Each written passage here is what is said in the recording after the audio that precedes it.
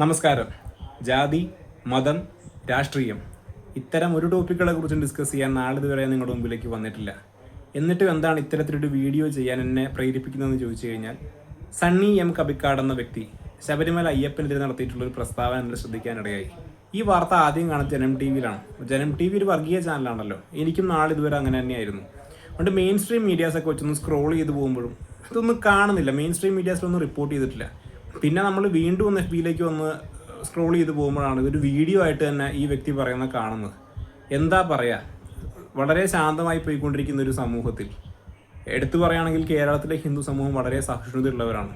അവർ പെട്ടെന്ന് ട്രിഗേർഡ് ആവുന്നതല്ല. നമുക്കറിയാലോ, നമ്മൾ സ്കൂളിൽ പഠിക്കുന്ന സമയത്ത് പോലും ഭഗവാൻ ശ്രീരാമൻ സീതാദേവിയെ കാട്ടിൽ ഉപേക്ഷിച്ച് പോയത് ശരിയോ തെറ്റോ എന്നൊക്കെ പാഠഭാഗമായിട്ട് പഠിക്കുന്ന ആൾക്കാരാണ്. അപ്പോൾ ഇതിലൊന്നും സഹിഷ്ണുത കുറവൊന്നും ഹിന്ദു സമൂഹം എവിടെയും കാണിച്ചിട്ടില്ല.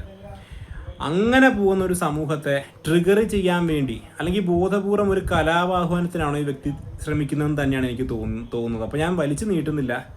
ഇതിൽ ഒരു കാര്യം കൂടെ പറഞ്ഞു വയ്ക്കാനുള്ളത്, നമ്മുടെ മുഖ്യധാരാ മാധ്യമങ്ങൾ കാണിക്കുന്ന ബോധപൂർവമായിട്ടുള്ള ചില പൂഴ്ത്തിവെപ്പ്, ഹൈന്ദവ സമൂഹത്തിന് നേരെ ആർക്കും എന്തും വന്ന് എന്തും വിളിച്ചു പറയാം, അതൊന്നും ഞങ്ങൾ റിപ്പോർട്ട് ചെയ്യില്ല എന്ന് കാണിക്കുന്ന ഈ ഒരു തികഞ്ഞ അലംഭാവം എന്നല്ല, എന്താ പറയണ്ട, കറക്റ്റ് ടൈം ഇപ്പോൾ എന്താ പറയുക, ഈ നമ്മൾ സഭ്യമായി തന്നെ സംസാരിക്കണമല്ലോ. ഇത്തരം ഒരു മെയിൻ സ്ട്രീം പ്ലാറ്റ്ഫോംസിലൊക്കെ ഒന്ന് സംസാരിക്കും, ആൾക്കാർ കേൾക്കുന്നതല്ലേ.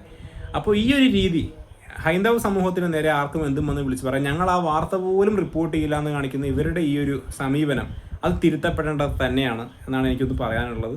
ഇപ്പോൾ നമുക്കിപ്പോൾ എന്തായാലും അവരുടെ ഏതെങ്കിലും ഹെഡ്സിനെ ഒന്നും വിളിച്ചിട്ട്, ചാനൽ ഹെഡ്സിനെ വിളിച്ചിട്ട് നിങ്ങളുടെ എഡിറ്റോറിയൽ പോളിസി മാറ്റുമെന്ന് പറയുമ്പോൾ നമുക്ക് ഓപ്ഷൻ ഇല്ലല്ലോ.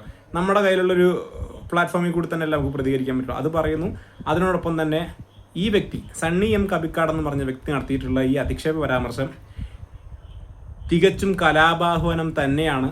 അതിന് ആ വ്യക്തിക്കെതിരെ കൃത്യമായ നിയമ നടപടികൾ എടുത്തുകൊണ്ട് മുന്നോട്ട് പോകണം എന്നും ഞാൻ അഭ്യർത്ഥിക്കുന്നു. നന്ദി.